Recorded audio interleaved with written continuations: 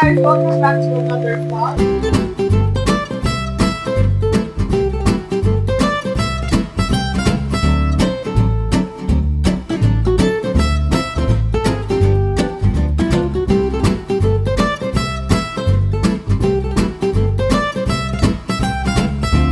For today's content, we will be cooking with Tita Carol. She is a mother, a businesswoman, and works in real estate. Tita Carol, everyone! Hi, I'm Carol, and this is Carol's Kitchen. So, Tita, what are you gonna cook for today? Bicol specialty. So Bicol is this your Express. special dish? Yes. Bicol Express. Okay. Tuturuan namin kayo ngayon kung paano siya gagawin. Pwede siya pang baon for kids, and guys, very affordable lang ang mga prices, ha? So, very budget friendly. So, let's start. Add a small amount of cooking oil. Cooking oil. And press it to the cooking pan. Then add the ingredients. First is the ginger. Ginger. Onion. So, Tita, Ginger and garlic.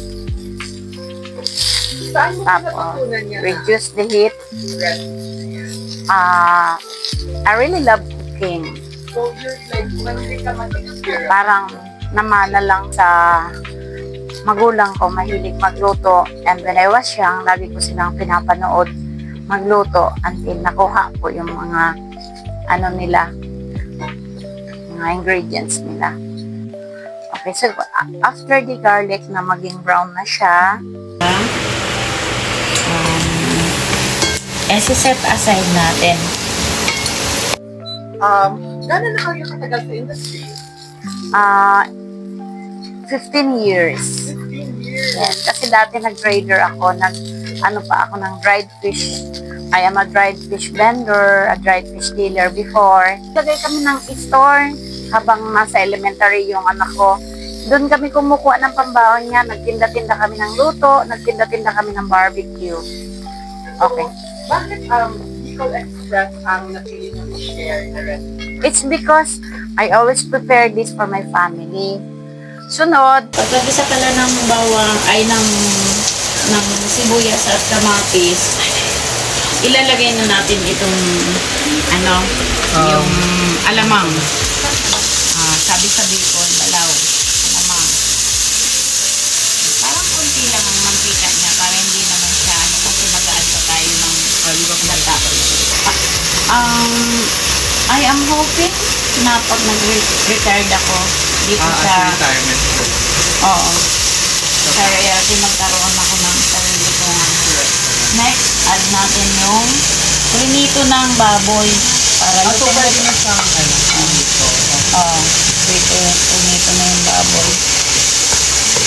Gano'n na katagal kayo nagluluto?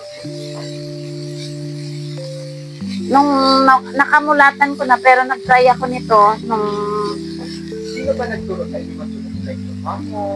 nakita ko lang kay mama. Tapos ginaya ko lang nung nag-family na ako. Yes, Or yes. you just improve it yourself?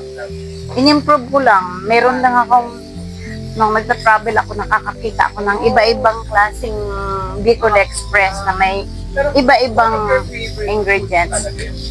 Oo. Like sa Naga, ang Bicol Express kasi sa Kamsur, mostly ginigisa lang.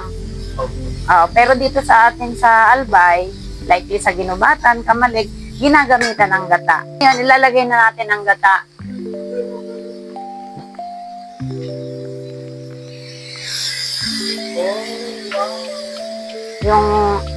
Yung ano lang, yung sabi sa Tagalog, kakanggata lang. Okay. Hintayin natin simmer for mga 10 to 20 minutes. Then, pagluto na yung gata, ilalagay natin ito. Yan yung ginger and garlic na sinet aside ko para aromatic siya. Baguio beans. Okay, Baguio beans. So lahat ba yan? Is that the typical Bicol Express po? Not really. Kung gano'n man katagal yan ang shelf life niya? Para sa mga ano dyan, mommies or mga kapwa namin students na gusto din magluto ng Bicol Express. Kapag nagluto kayo ng ganitong recipe, kailangan makonsume nyo ito ng ngayon na tanghali, gabi, tapos pwede nyo i-freeze para hindi siya ma-spoil. Maano din siya pa. Oo. Ilagay sa refrigerator. Okay naman siya kasi pwede naman siya kasi yung alamang niya, konti lang nilalagay natin. Hindi kagaya nung ibang Bicol Express talaga na pure na alamang talaga. Kung minsan ay nagtitipid tayo sa ulam, pwede na ito na singular lang siya lang, walang karne, dahil nandito na may karne na, walang isda, meron ng alamang. When you have money like 150 pesos, kasya na siya. Bibili ka lang ng, yes, for 150 pesos only. Oh my Okay. God, guys! Luto na! Oh my God, iti-taste test na natin to.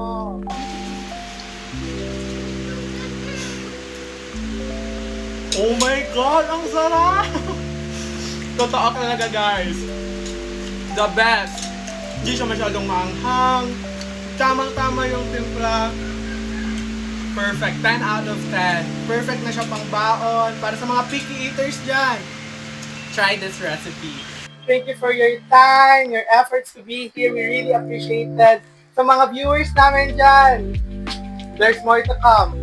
And for now, visit si Tita Carol kasi she's a working mom, she's a working girl. So, ayun na. Thank you so much, guys. Tita Carol, do you have anything to say po for our viewers? Wala naman. Okay, thank you po. Dito na lang po magtatapos ang ating vlog. See you next time, guys. Again, welcome to Cooking with Tita Carol. Yes.